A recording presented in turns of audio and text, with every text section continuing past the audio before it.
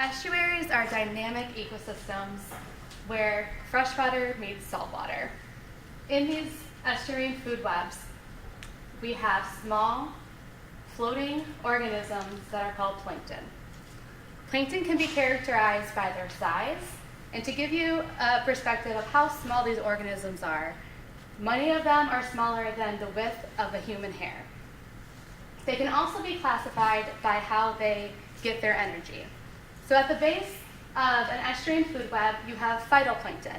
Those are plant-like plankton that are using the sunlight for their energy.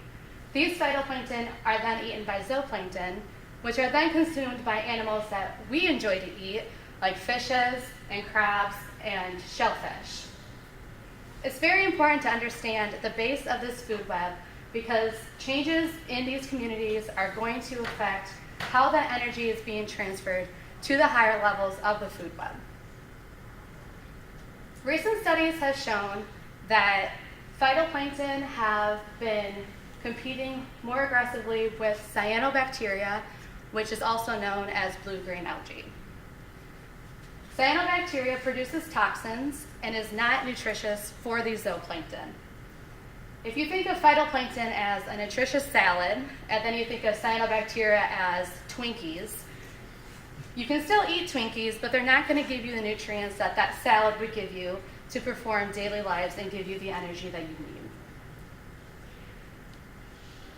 need. Excuse me.